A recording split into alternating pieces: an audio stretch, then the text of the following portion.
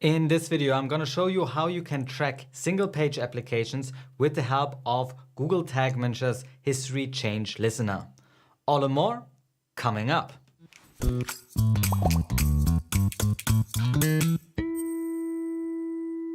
Hey there, Measure Geeks! Julian here, back with another video. Today we want to talk about single-page applications. What are single-page applications, you might ask? Well, let's jump right into our demo here. So here I'm on a page that is a single page application. It really looks the same as any other website, but when we click around, we see that it loads super fast. And this is made possible by these single page application frameworks.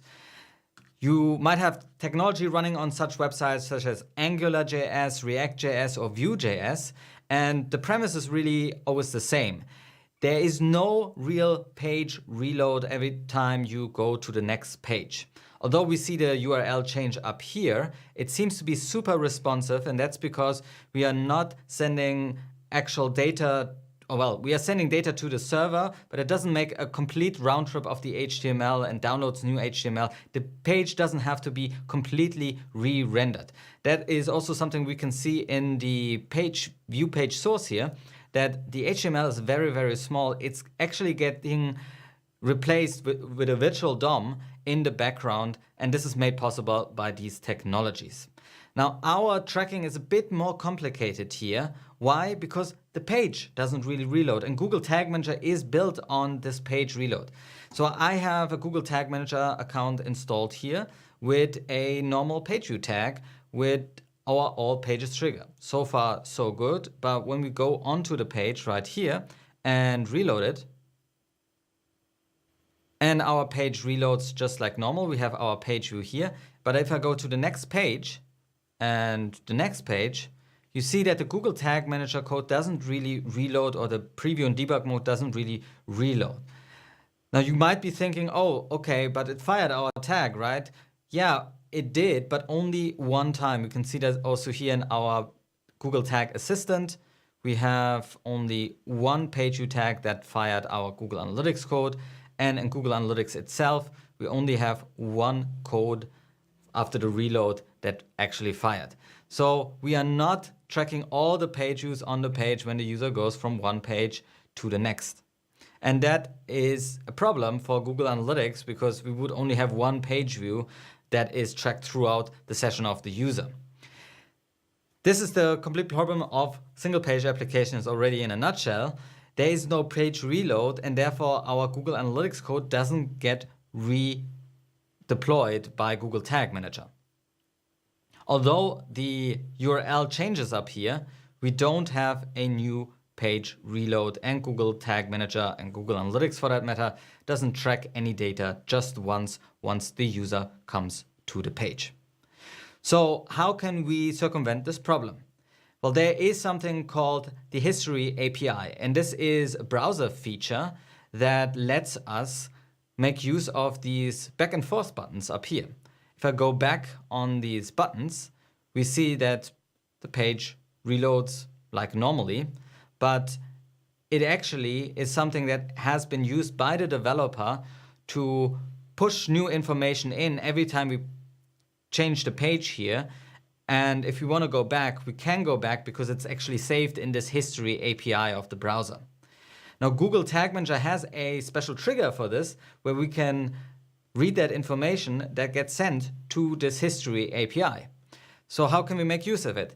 Let's go over to Google Tag Manager, and here under triggers, I'm going to just create a new trigger, and this will be our history change trigger. This will be a generic one for now. So we go here to history change, and let's try this out. We're going to go to save. And now I'm also going to go over to our built-in variables, because there are built-in variables attached to this trigger, which are history fragment, old history fragment, and so on. Let's just activate all of these to try them out. Refresh. Go back to our page. And now if I click around, we see that there is new information in the preview and debug mode every time we change the page. what information actually gets pushed. There's actually, every time when we change the view, we get 2 new history events. So the first history event, when we go here to variables, we see that information gets filled. The information that I want to point your attention to is the history source. Here we can see push state. Second one is replace state. Then again, push state and replace state. So every time we go to another view, 2 events get pushed into the data layer, and these are from the history trigger. Now, how can we make use of those? Well, every time we have a new event, it gives us a new chance to fire a tag. And every time we fire a new tag, we can transfer this information over to Google Analytics. And we can choose one of these events, for example, the number 4, the number 6, the number 8, in order to push our new data to Google Analytics. And I would say we can utilize the history source push state every time something gets pushed into this new state up here to fire our tag. So now we can go back here in our triggers and simply change our history change to a specific one which only fires on push. We go with some history changes where the history source equals, let's be correct here, push state. So I'm going to put in push state. Let's save this. And now we simply attach this to our page view tag. We want to fire this once on all pages because every time the page really reloads, there is no history event. So if I go to this page here and reload, we see it fires once on the page view, but there's no history event once the page really new reloads. Only if we change the view, there will be history events. And therefore, I want to leave my all pages trigger on here and simply add our history change push as well. Whoops, this was an exception. Don't want to put it in as an exception. I want to put it in as an additional firing trigger. And so these will evaluate or. So either this is true or this is true. Let's refresh. Refresh our page. And our page view fires once. Our page views fire twice. 3 times. Oh, no result found. Let's go to the card. 5 times and so on. And we get our page views into our Google Analytics just as normal. So here you can see that we have now, with the help of the history change trigger, simply picked up another event every time the view changes. Now there are some caveats to this method, and I want to mention them.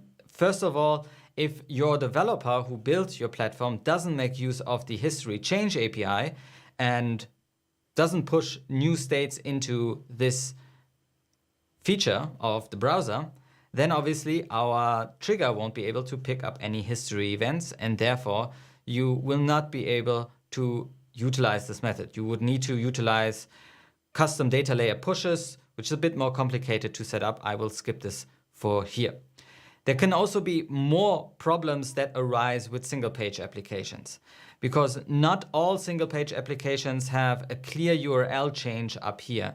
They may use something called hashes. They may also use something that is pushed into the query string, for example. You need to account for that and probably would add a virtual page path to your Google Analytics tag in order to pick those up. But these are individual issues that I won't go over here right now.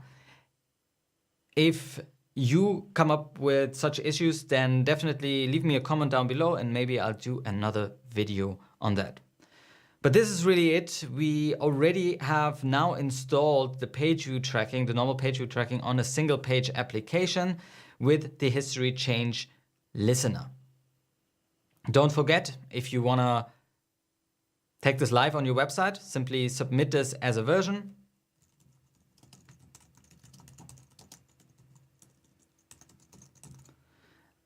And deploy this to all your users.